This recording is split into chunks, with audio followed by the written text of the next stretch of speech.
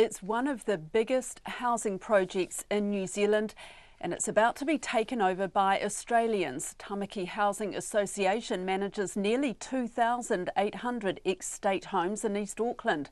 When its owner, Tamaki Regeneration Company, called for tenders to take over the tenancy management business earlier this year, 11 Australian and New Zealand housing providers pitched. But just 2 Australian groups have been shortlisted, Compass and Horizon. No New Zealand companies have made the cut. Scott Figgenshow is the Chief Executive of Community Housing Aotearoa, which represents most local housing providers. I asked him why this housing project is so important. Well, what's at stake here is not a major shift, but remember, this is about the governance and ongoing management of the Tamaki Housing Association, which was set up to be operating the social housing that forms part of the Tamaki Regeneration. And I guess one of the continuing questions that we have through this process is how this is going to deliver governance and deliver ongoing really management and control of the housing in Tamaki by Tamaki locals. So are local community housing groups disappointed that no New Zealand housing group has got to the shortlist?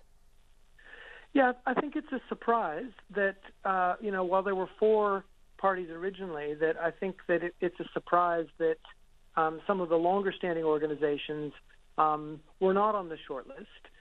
Compass is currently operating in New Zealand and has set up a New Zealand company, so that's certainly one part of the mix. But we've also got some, longer-standing providers in Emerge Aotearoa and New Zealand Housing Foundation that have been doing the hard yards in this space for a very long period of time, and have also done all the things asked of them around stepping up, working at larger scale.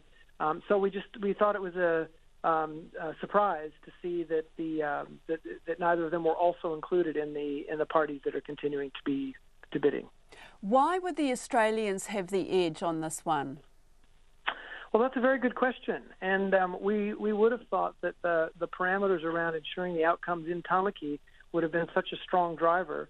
But we don't know what was actually being considered as this was going through. So those are things that we won't know until the final decisions are made, and that we all then learn how will the interests of Greater Tamaki and around ensuring that we have really strong governance that's going to make sure that the outcomes in Tamaki continue to be in the best interest of Tamaki long term. So we're all going to have to wait and see what the final decisions are around that.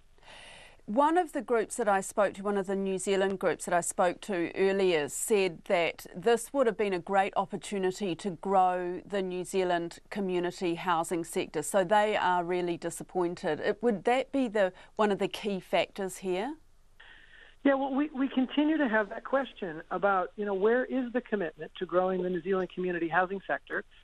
We've for years have been told through this housing reform program that these are the kinds of opportunities that are going to be the places where we can see new capital injected, we can see the right settings for growth, and when we see providers, stepping up to the plate to put their best foot forward on these aspects, where it just is surprising that we're not seeing that come through this selection. So, do you feel that Tamaki Regeneration Company is just paying lip service to this? Look, I can't speak to what their process is and their decisions. That's for them to comment on. Again, we just see that there's opportunities to continue to make sure that we're looking after the best interests of tenants, that we're about also doing really good community development and community building. And I think for us, that also means growing the capacity within our communities to govern and manage the very entities that we need to see grow to scale. So we just would have thought there was a huge opportunity to achieve that in Tamaki, and maybe there still will be. Like I say, this is just a step in a very long process, and our main concerns have always been that the tendering processes that we're using to achieve these changes in the social housing space these processes aren't really rooted in genuine community development. There are ways that this could be done that would be very different. And again, I think that's where our dismay comes in, is that we really thought we were trying to achieve a whole lot of really strong long-range community development, and the process we need to do that needs to look different than the one we've got. We've been saying that for a very long period of time. But Scott, does it really matter that a foreign group, in this case Australians, are going to be landlords of social housing tenants? I mean, as long as they have the interests of the tenants at heart, does that matter? Well, we think it does matter, because we think ultimately that we are in such a housing crisis in New Zealand that we need every penny of resource redeployed for more housing, better services, and to do a really good job at this.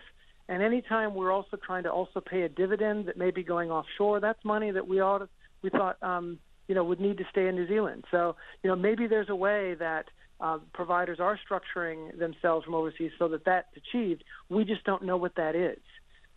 Look, and I think we need to be mindful that that ownership and that governance does matter. So we just think there's a really strong opportunity to see that coming through more strongly. And look, we pay a dividend on overseas capital already that we get through our banks. So separating where the capital comes from and where the provider is based, we think is one of the ways to do that. New Zealand's had a long history, though, of some international organizations delivering for New Zealanders. The Salvation Army, Habitat for Humanity, and Abbey Field are all organizations that also have international connections. But we think one of the differences is that those organizations were ultimately set up for the local delivery by a bunch of Kiwis who said, we want to bring that international model to New Zealand. And I don't know that we see that same case happening in the social housing sector yet, when we have strong New Zealand organizations also stepping up to the plate. And that's Scott Figgenshow from Community Housing Aotearoa, and we'll hear from Tamaki Regeneration Company after 6.